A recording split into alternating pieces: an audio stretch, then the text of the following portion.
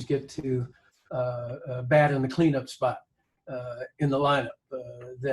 This is something that has impacted the world, impacted a lot of folks in a lot of different ways, and their experience is being impacted as well. It's about how do you respond, and hopefully we will provide a leadership and culture and environment here that will allow them to learn, but then get through this thing in a very positive way. But also reminding them that, you know what, how are you going to respond? That's your responsibility also to help us figure out how we're all together going to respond. And so that's what we've been trying to do. All of that said, this is devastating for these student athletes, particularly these seniors who in some of their minds think this might be my last real opportunity to compete at this level.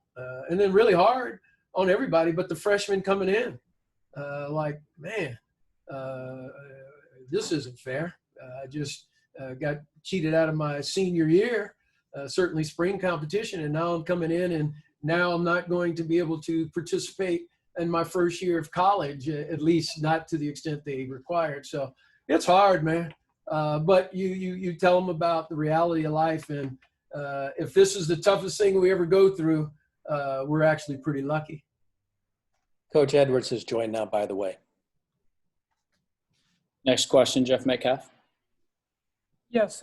So Ray, Dr. Ackerman on the other call said that the prevalence of COVID and the risk of myocarditis was the primary reasons that this decision was made now, just 10 days after the new football schedule was put out. Is that your understanding too, or are there other reasons that kind of led up to this happening today? No, as you know, from March 11th, when we all got sent home from the Pac-12 tournament in Vegas till today, what, 5-6 months later, this whole COVID thing has been very, very fluid. And from one day to the next, there was new information that could change your thinking. And so the uncertainty of what's going on in our Pac-12 footprint, you know, we're in some hot spots. There's no real confidence in our medical, in our science right now that we're going to get much better over the course of the next, certainly several weeks or a couple months.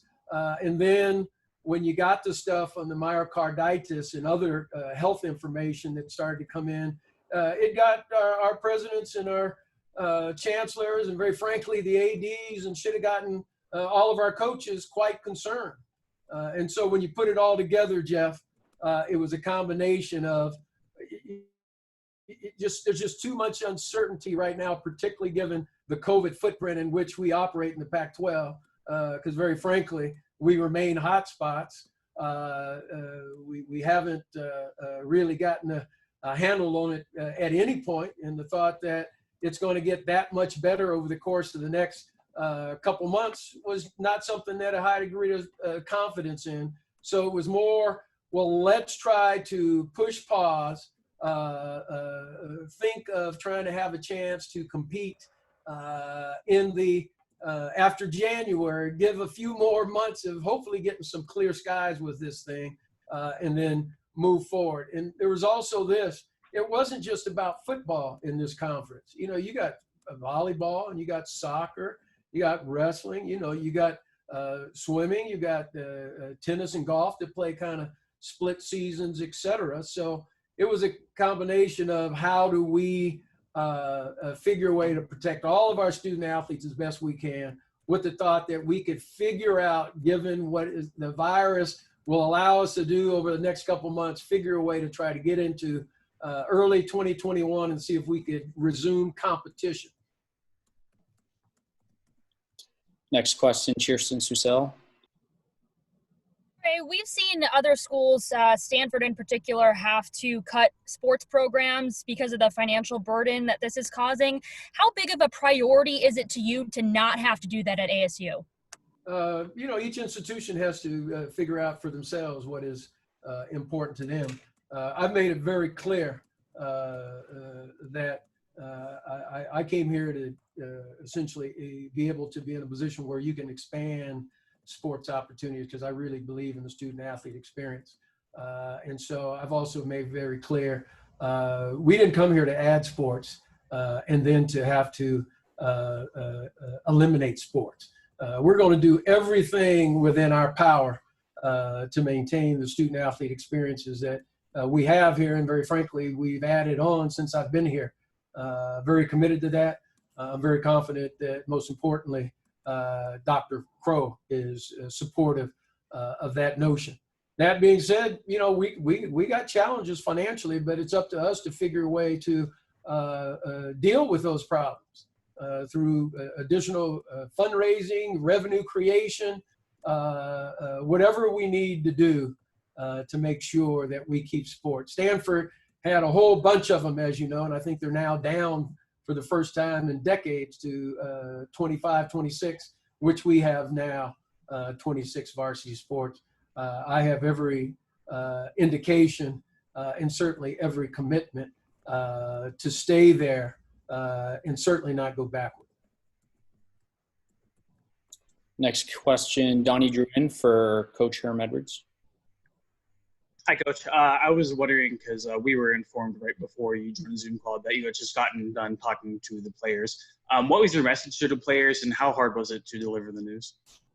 Well, I think the players were well aware of the temperature in the air, you know, with all the social media outlets they have to grab on to and listen to. And I just told them, you know, the best way to figure this out is I'll tell you once I know. And I think they were well aware of that when the decision was made. I was going to tell them exactly what the decision outcome had been. Were they disappointed? Yeah, I mean, they're disappointed. We're all disappointed. But I think they also realized that our leadership group starts with Dr. Crow, Ray, and our medical physicians have done a great job of creating a bubble for us to participate in some sort of football normalcy when we've been practicing and just that walk through and weight training and conditioning. But there was another step that needed to take place before we could play football, obviously, and the health professionals with their expertise. You know, we had a meeting with them, the Pac-12 coaches, day before yesterday, along with the ADs, and you just felt that you know, that the best interest of the student athlete is always in mind here, and they did that with that in mind. The fact that safety was always the #1 concern for everyone. And I think the decision was made. I think the players understood it. Where we go from here is very important. We have a schedule right now that we're on. Players will be in the building tomorrow. They'll be here Thursday and Friday. And we'll continue to do what we do as we get more information on what type of schedules we go to now, as far as their ability to practice, or excuse me, should I say meet, walk through, and stay in condition. So we'll figure that out as the week goes by.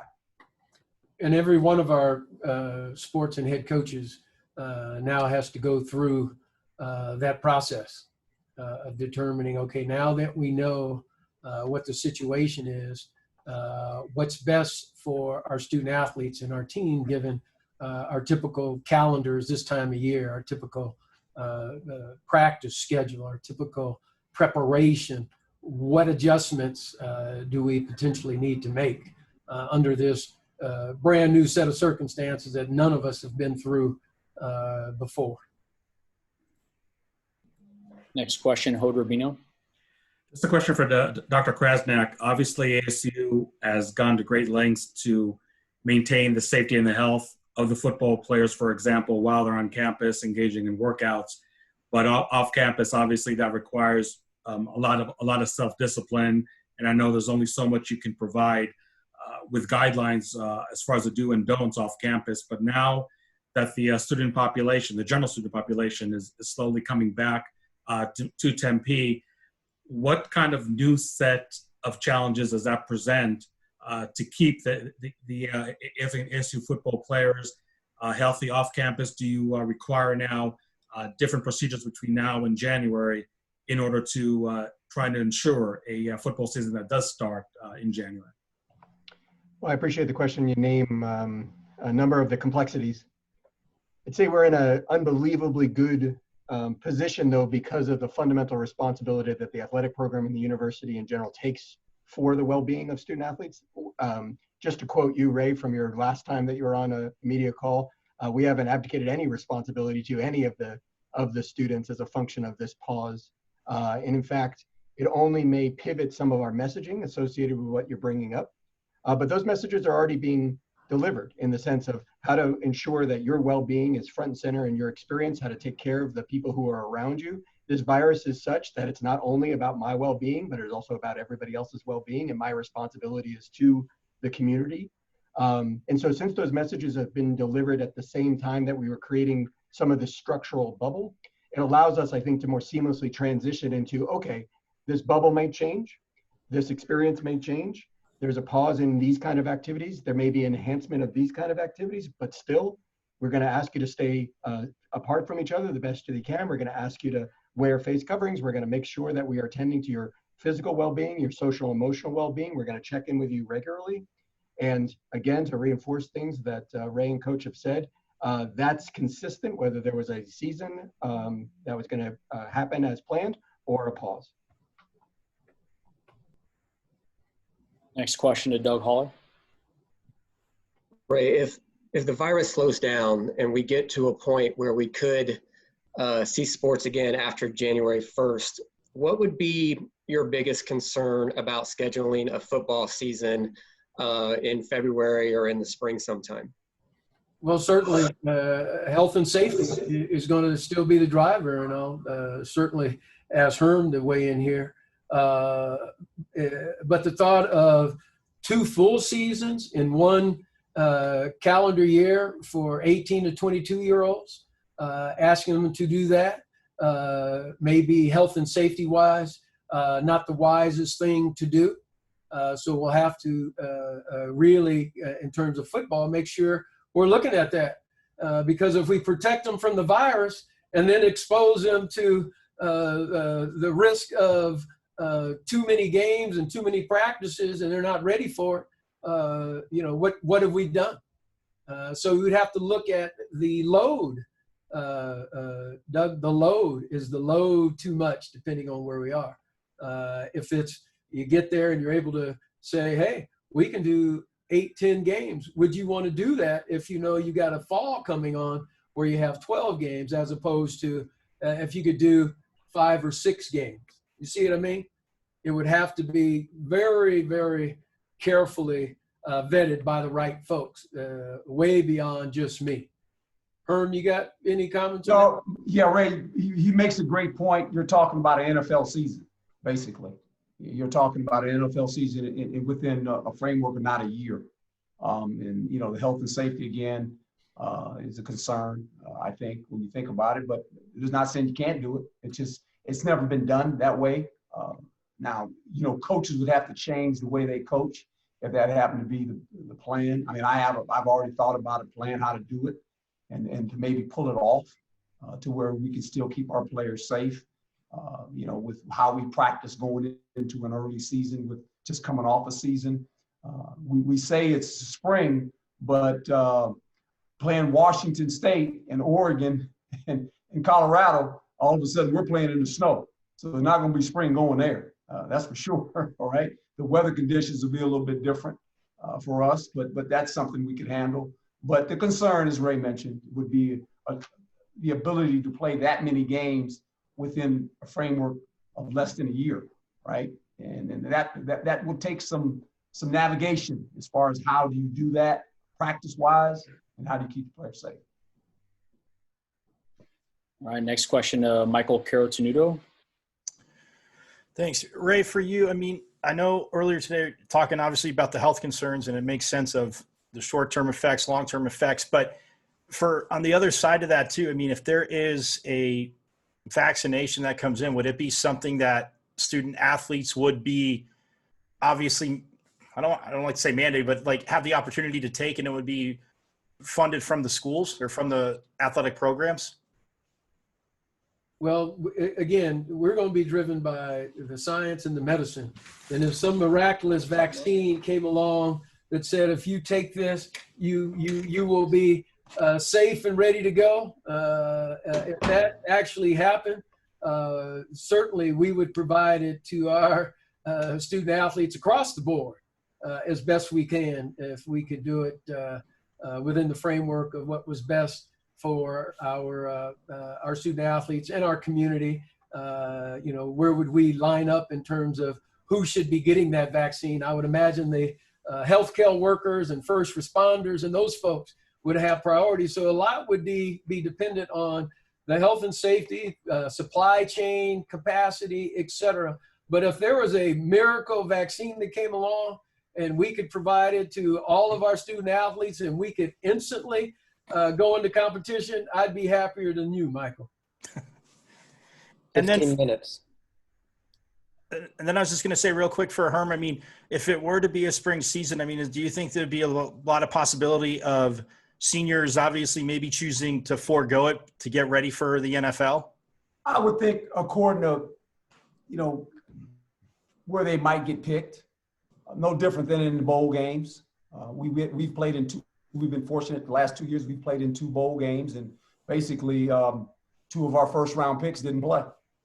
Right. So I mean, that you can anticipate that. I mean, that's going to be part of it. But I do think a lot of guys would play.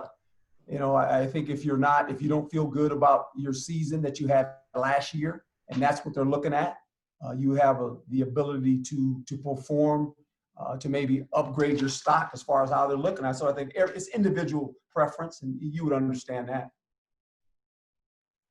Next question, Logan Newman. Hey, Ray. First off, I wanted to clarify something as part of Doug's question. Do you expect that if fall sports are to happen in a few months, that the season would be shortened? Well, it all depends on when it might start. The season was potentially going to be 8, 9 games, 10 games, 11 games, 12 games. So it will depend on when it would start, but it would also depend on what we were just talking about. Would you need a shortened season because anticipating a full season in 2021, would it be fair and appropriate and health-wise the right thing to do to expose our student athletes to that many games in such a short period of time? Got it. And then on a different note, the swim and dive team announced that all players will redshirt this season. Is there a possibility that for these other non-individual sports that there could also be an exception for these athletes that if they do have to miss the full year? Well, certainly swimming and dive with the innovation of Coach Bowman determined that they had missed so much training time that's required nuancially in their sport that they couldn't get ready and participate at an elite level for a meet that's going to come up in September and October. And because his team had lost an NCAA championship opportunity last year, it would not be fair to put him in a position to potentially lose a second championship and not be able to perform at the elite level. So that's a unique situation. That being said, will there be some student athletes who determine, given the shortened season, I might want to redshirt? We will have those conversations for sure. For any student athlete and coach that wants to have those discussions because they think it may be in the best interest of the student athlete. Thank you. Next question, Brandon Brown. Hey, Ray. On just the business side of a couple things, when it comes to the corporate sponsorships that you've had either for football, basketball, any of your guys' sports here that they're going to miss out on the fall, what are you guys doing to kind of maintain those relationships to keep people, keep businesses interested in coming here, as well as maybe season ticket holders as well? Good question, and it's a matter of messaging what our situation is, and certainly with regard to season ticket holders and others, we've certainly provided some options for them. Certainly, we would encourage those folks who say, "Hey, I get it, I understand. I'd like to leave my season ticket dollars in the department so you can help fund during this time when you may have some revenue shortfalls coming up, or I want to turn it into a charitable donation, or I would like to have a credit going forward, and you could at least keep the money for now because you need it." You want to do that. On the vendor sponsor side, you're certainly going to our partners, particularly the ones who have been longtime partners, saying, hey, stay with us. We'll make some adjustments going forward. We will try to provide additional inventory and opportunities that add value to your relationship with us, either now in some non-attendance way or going forward. So trying to be creative so that folks will stay in with us during these tough times. Okay, and then just other real quick, there have been some reporting that the Pac-12 was offering loans to help universities and athletic departments make up for lost revenue. Is that something that is happening? Do you know? Is it something ASU would be would take part of? Would you guys take a loan from the Pac-12 to help with lost revenue? Well, let me take that in two parts. Not a loan per se. What they're thinking about doing is doing some debt financing that says we'll take an advance on some of our rights going forward, media rights, and therefore be able to provide financing that if universities wanted, athletic departments more specifically wanted, you would essentially have a bridge loan or a line of credit against which you could draw to make sure you can continue to operate in these tougher economic times. So that's what the mechanism is, Brandon, in a inarticulate financial way. I'm just giving you my layman's version of it. And then the question becomes, would ASU potentially, would our athletic department potentially want to avail ourselves of that? That's a to be determined. It potentially is there. It's not a done deal yet by any stretch from my understanding that that's a done deal. But it appears to be a very likely opportunity for the Pac-12 to create some bridge financing or line of credit capacity if we wanted to take advantage of it. Some institutions may, some institutions may not. We haven't made a determination of that here yet. Thank you. Kenneth Summers. Yeah, this is for Dr. Krasnow. Can you say how recently was it that you heard that they were finding myocarditis and as a result of COVID, especially in younger people? And second part of that, do you think there are going to be continuing developments with this virus, from now until there's a vaccine? That I guess what I'm asking is, how close you think to finding out, okay, this is what the virus does, this is the impact it might have on especially young people? Sure. So first part of your question, we've known for a little while, more than a couple months, that there may be some cardiac risk. More recent evidence in a Journal of American Medical Association, which got the most press, but in a number of other research studies, are pointing to the type of cardiac risk, which then lend itself to the medical group saying, okay, these types of cardiac risks pose more significant challenges to people in general, but particularly people who are exerting themselves at high levels most of the time. And so that's an emerging science, which totally tracks what's happening with the virus. And so I would love to be in a position to say, now we know everything about the virus. The virus is totally on pause. This is the only thing that's ever going to be learned new, and let's find that vaccine. And I am hopeful about that. And there will be a point in time in which the therapeutics and a vaccine head this thing off at the pass, because if past is prologue, we're going to get there. We are just not in a position yet medically and in terms of the science for me to be able to say to you anything other than what I just did. In the sense, so what we're trying to do, we're trying to create the conditions under which we're as safe as possible and living as much as possible. And that's what I think is maybe a perfect analogy to what all of us who aren't student athletes are doing on a daily basis, which is, where are the risks that we are willing to take individually, and where are the risks that people who are responsible for us, in this case the athletic department and the university for student athletes, need to take on our behalf. And that's complicated calculus, and I think that's what you're witnessing here, just in this particular sense. We've got 6 minutes, everyone. Michelle Gardner, question for Coach Herm Edwards. Yeah, Coach. I wanted to know, obviously this is a situation no one's ever dealt with, but what is the closest thing you can remember dealing with yourself either from a player standpoint or a coaching standpoint? 9/11. I was the head coach of the New York Jets when 9/11 hit. And it was after our first game. And that was something you didn't want to be involved in, obviously, and it was close to home. And we actually, as a team, going into that week when the league was thinking about playing, we took a vote and we were actually going to forfeit if we had to play. So I've experienced somewhat similar to this, but nothing of this magnitude at all. But that was probably one of the deals that came unexpected. You know, I've always said my life is, I've always understood, you know, how do you deal with the unexpected? And it just happens. Things happen in life, and how do you deal with it? And I just think that for the most part, I think we have done a really nice job here at ASU understanding that the medical operation and people that are on that side of it will give us a game plan. And we have never varied from that. We have never questioned it. Dr. Crow has never questioned it. Ray has never questioned it. I have never questioned it as a head coach, knowing that they will be the one to set the plan for us.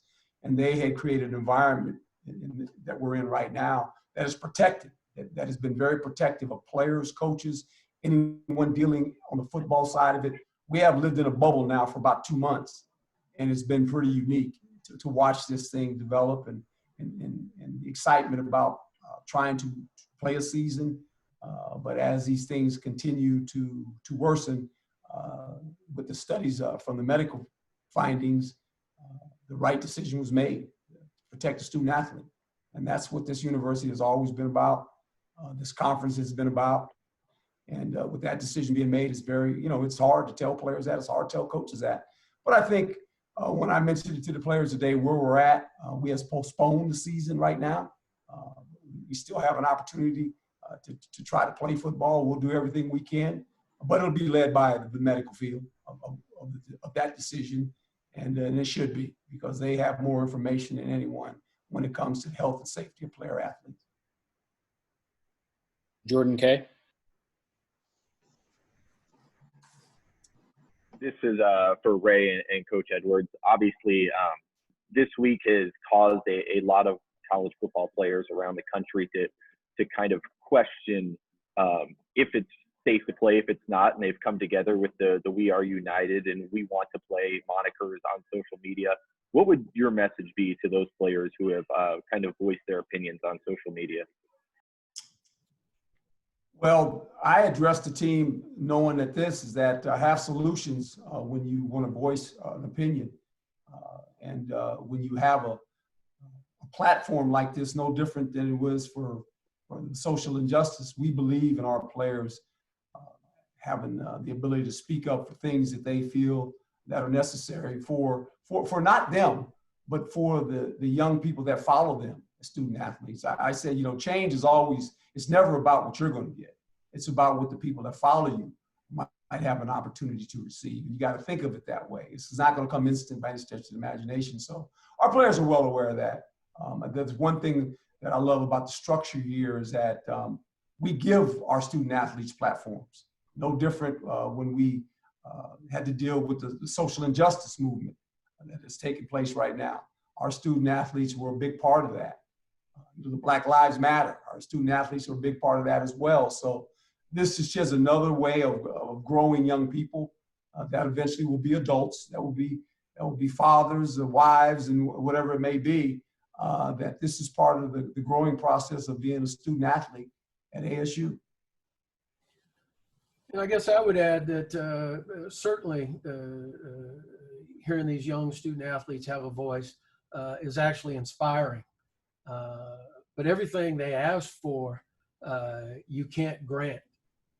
In our position in the athletic department here, certainly under the leadership of Dr. Crow, myself, and Herm, we don't have the luxury of abdicating our responsibility to protect the health and safety of these student athletes. So when I see a movement about we are united and we want to play, and even suggesting that, you know, we'll sign a liability waiver form, just let us play. We don't have the luxury of saying, okay, we're going to have a lawyered up legal document relieve us of our responsibility to protect you from yourself. And if the medical and health information that we have from our very respected and renowned physician group said it's not safe enough to have these student athletes out there, then we can't give up our responsibility and accountability to do the right thing. So, my kids, still to this day, they're always having a voice and asking me for something, but that doesn't mean they get it all the time, and then I abdicate my responsibility as a parent to protect them and hopefully provide them the right direction so the outcome is there. And then I'll be very frank with all of you, because I'm looking at the screen. I think I've known, at least got a chance to meet all of you at some point. This virus is having a disproportionate impact on minority, African-American, and brown communities. And so we owe it to all of our kids, but we certainly owe it to our students of color not to take any of that lightly. And then to the extent that we may, in some people's mind, be a little more protective, a little more cautious, then you know what? I'm fine with that. I'm fine with that, because what I also know is these types of maladies hit our communities in a disproportionate way. And I'm not taking responsibility, and neither is Herm, for being convinced by what some other conference and someone else is willing to do because they don't have enough medical certainty that would say, well, we shouldn't go forward. We're a different deal here. And so I don't mind sharing that with you. And I'll share another personal story with you. And I shared this with Herman. When I was 9 years old, my daddy was 31. He stayed home one day and died that night of cardiac arrest. And what they told us is that as a child, he had rheumatic fever and had hardening of the arteries. And he had a heart attack sudden, and that was it. And when I heard about this myocarditis and the fact it's an inflammation of the heart disease that can do the equivalent of hardening your arteries and making your ability to pump blood less and put you at risk, just the thought of 6 or 7 or 8 years from now, one of our student athletes would fall over like that. And while under our care, we didn't do everything we could to prevent him or her from being in that situation. That affected me. And so I share that with you. This stuff is real. And I can't be more proud of our medical advisory group in the Pac-12 for calling out the caution to say, hold it, stop it. This isn't worth somebody dying of a heart attack on our field. Coach, player, either now or 5 or 6 or 7 years from now when it could have been preventable. So we have a different approach to this here, to be sure, and that's part of it, and we don't make apologies for it. Thank you. Final 2 questions. Cheers, Susel.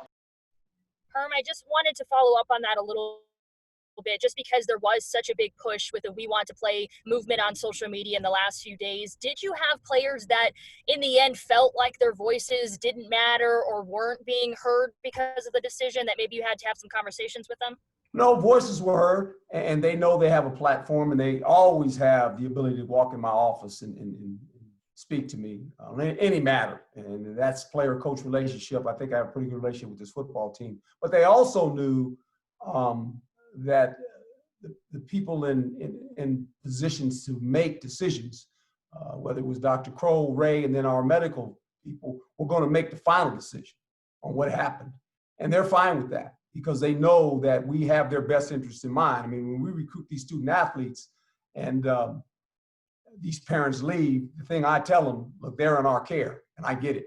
And we're going to protect your son or daughter, whoever it may be, that becomes a student athlete here at ASU. I think all our coaches understand the importance of that. And look, I was their age a long time ago, and I get how they think. This is why as you get older, hopefully you get wiser. And we have people in position now that have made some decisions that will benefit these student athletes and not put them in harm's way. And that's probably the most important part. Final question, Jeff Metcalf. Yeah, so Ray, if you are able to do things in the second semester and you essentially have all sports being held in the second semester, is that even logistically possible for your staff to pull that off? We like to think, Jeff, if there's a way we can pull it off. It's just a matter of having the will and having the ability to be flexible and adaptable. So yes, we would figure it out. A lot will be certainly controlled by, for instance, will the NCAA have championships, or would we potentially try to align with other conferences to figure out a championship format? But if we can play and they give us the all clear and everything has to run up into the spring or after January, we do everything humanly possible to make it happen. And I have enough confidence in our staff and our operational ability. We'd figure it out. Now, some things may look a little different, but could we figure it out? We could figure it out. I'd like to thank Ray Anderson, Coach Edwards, and Dr. Krasnow for joining us today. Thank everybody for spending some time with us, and we'll talk to you soon. Thanks, guys. Thank you. Appreciate it. Thanks.